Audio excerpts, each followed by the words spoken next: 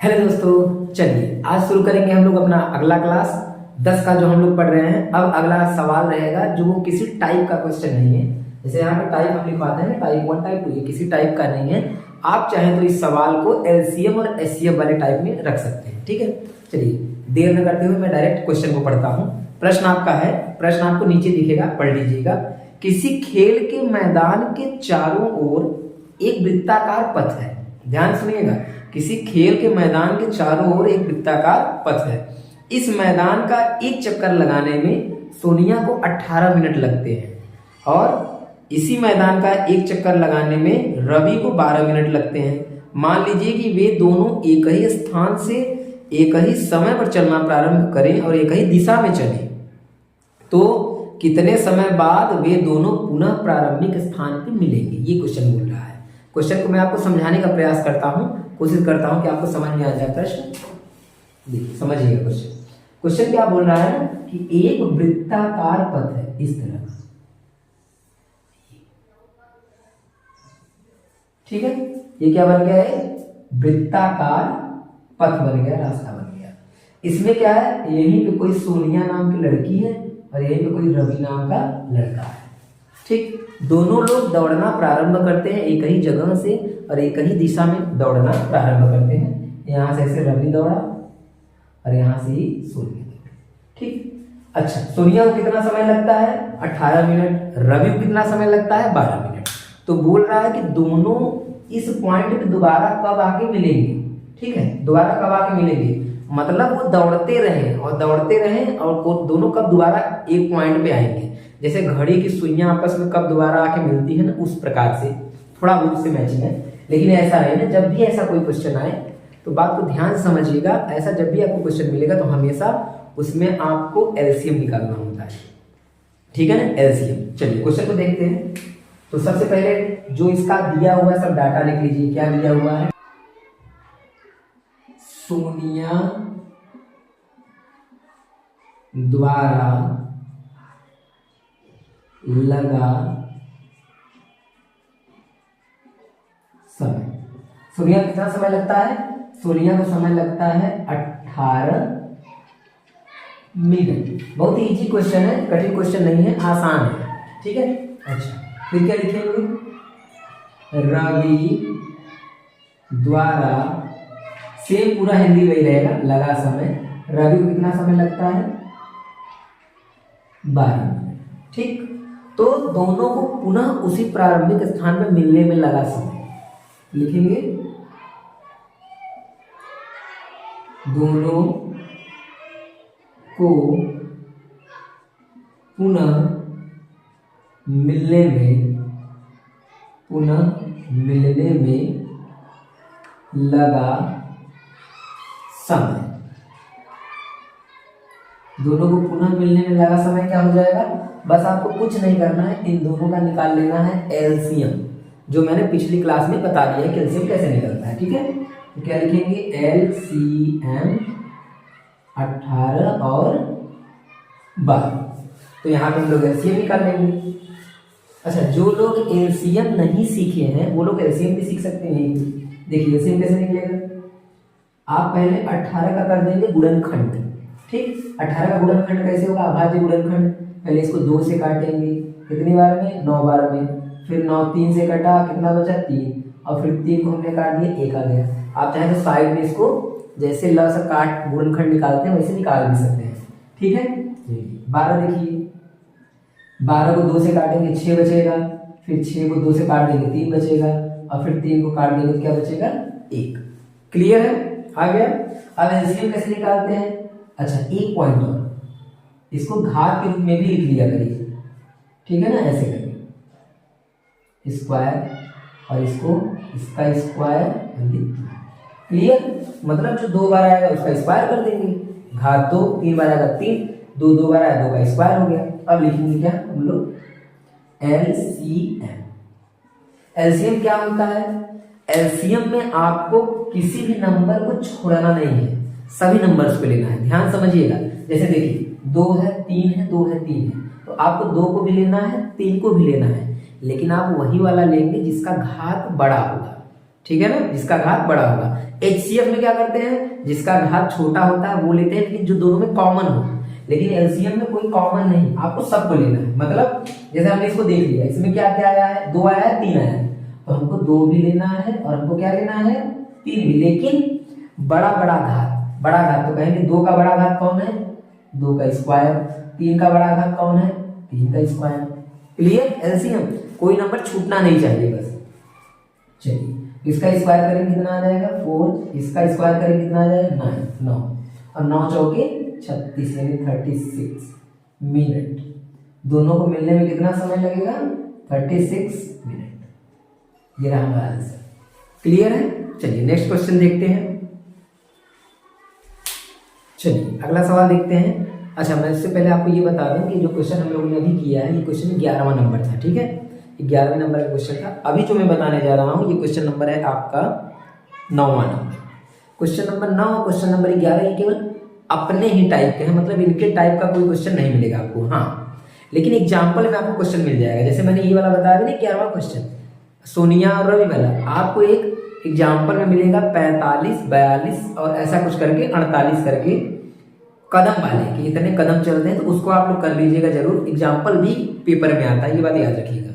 Example भी आपको UP board के पेपर में मिल जाएगा। ठीक है, चलिए तो अभी जो मैं क्वेश्चन आपको बताने जा रहा हूँ, ये क्वेश्चन भी इसका उदाहरण है। एक क्वेश्चन उदाहरण में है, क्वेश्चन में तो कोई एक ही क्वेश्चन है। ठीक है ना, चलिए सवाल को पहले पढ़ते हैं। सवाल को नीचे देख लीजिए क्या लिखा है। लिखा है कि जांच कीजिए कि क्या किसी प्राकृतिक संख्या n के लिए संख्या 6 घाते n अंक 0 पर समाप्त हो सकती है। ये क्वेश्चन आपको बताना है सॉल्व करके, क्या ये समाप्त हो सकती है। चलिए देखते हैं क्वेश्चन को। देखिए क्वेश्चन क्या बोल रहा है कि 6 घाते n, 6 की घात पर n, ये क्वेश्चन नंबर कौन सा है, 9 है। क्वेश्चन नंबर 9, ठीक। 6 की घात पर n संख्या 0 पर समाप्त हो सकती है, अंक 0 पर समाप्त हो सकते हैं। कहने का मतलब इसका गुणा करें, घात जो भी रहे तो लास्ट में क्या आना चाहिए, 0। ऐसा हो सकता है। तो पहले मैं आपको बहुत छोटा सा एक बात बताना चाहता हूँ, ध्यान से बात को समझिएगा। आपने ये कभी देखा होगा, जरूर ही देखा होगा, कि जैसे मान लीजिए यहाँ पे 10 है ना, 10 है, तो 10 में आप देखेंगे जब इसका गुणनखंड करेंगे 2 आएगा और क्या आएगा, 5 आएगा। अच्छा ठीक है, चलिए फिर आगे देखिए। जैसे मान लीजिए कि एक हमने लिया 20। देखिए बात को समझिएगा, हम जानते हैं कि ये मतलब आपका क्वेश्चन ये नहीं, लेकिन इससे आपको क्वेश्चन एकदम क्लियर समझ में आ जाएगा कि मैं क्या बोलना चाहता हूँ। ये 20 लिखा हुआ है, तो इसको अगर आप खंड करेंगे तो 4, या इसको जो भी खंड करें, लेकिन आपको 5, मतलब जितना भी संख्या होगा जिसके लास्ट में 0 आएगा उसमें एक संख्या होना ही चाहिए। क्या होना चाहिए जानते हैं, 5। आप देख लीजिए कोई भी संख्या आप लेंगे, जब तक उसमें 5 नहीं आएगा ना, 5 और एक बार क्या, 5 और एक क्या होना चाहिए, सम संख्या। क्या होना चाहिए, सम संख्या, और एक क्या होना चाहिए, 5। ये दो चीज जब तक नहीं रहेगा ना, वो कभी 0 हो ही नहीं सकता। ठीक है, आप खुद देख लीजिए, कोई भी संख्या लेंगे, एक सम संख्या लेंगे, एक 5 लेंगे, मल्टीप्लाई कराएंगे तो 0 आपको मिल जाएगा। ठीक है, तो इससे हमको क्या पता चलता है कि ये वाला इसमें लॉजिक हम लगाएंगे। ठीक, देखिए कैसे लगाएंगे, सुनिए। सबसे पहले इसका क्या करेंगे हम लोग, अभाज्य गुणनखंड। तो 6 का गुणनखंड करेंगे तो इसमें 2 मिलेगा आपको, और क्या मिलेगा, 3। इसके पावर में क्या रहेगा, n। जो उदाहरण में क्वेश्चन दिया हुआ है ना, इसमें 4 की घात पे n है, उदाहरण वाला 4 की घात पे n वाला आप लोग कर लीजिएगा, एकदम सेम यही करना है। ठीक है ना, मैं 6 का कर देता हूँ, आप 4 का कर लीजिएगा। ठीक, तो 4 की घात पे n वाला आप कर लेंगे, 6 वाला मैं बता दे रहा हूँ, 2 × 3 की पावर में n, ये लिख लिया हमने। बस इसको इतना ही करना है, बस बाकी अब क्या करना है, आपको 2-3 लाइन हिंदी का लिखना है। क्या लिखना है, सुनिए ध्यान से। लिखेंगे चूंकि 6 की घात n के अभाज्य गुणनखंड में, अभाज्य गुणनखंड में 2 तथा 3 आते हैं। क्लियर है ये बात। ये कोई बात हम याद थोड़ी नहीं करना है आपको, बस जो आपका इसमें आया है, इसके गुणनखंड में क्या है 2 आया और क्या आया है 3। क्लियर, वही हमने लिख दिया कि 6 की घात n के अभाज्य गुणनखंड में 2 और 3 आते हैं। अच्छा, जबकि 0 आने के लिए गुणनखंड में 5 का होना आवश्यक है, जरूरी है। ठीक है, लिख सकते हैं जबकि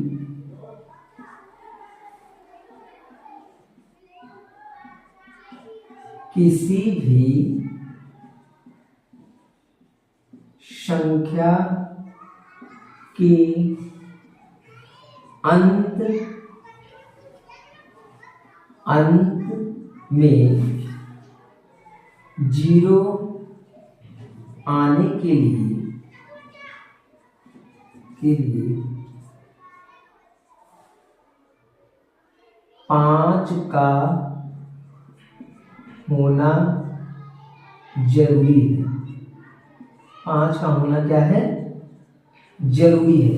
ये बात आप अपने मन से भी बना करके लिख सकते हैं, जरूरी नहीं कि मैं जैसे बता रहा हूँ सेम टू सेम लिखिए, आप अपने मन से भी बना के लिख सकते हैं कि 5 आना ही चाहिए, 5 गुणनखंड होना आवश्यक है, जरूरी है ना। ठीक है, तो हम लोग क्या लिखेंगे, अतः 6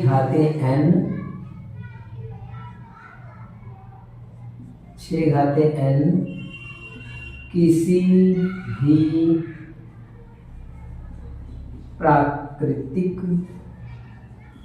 संख्या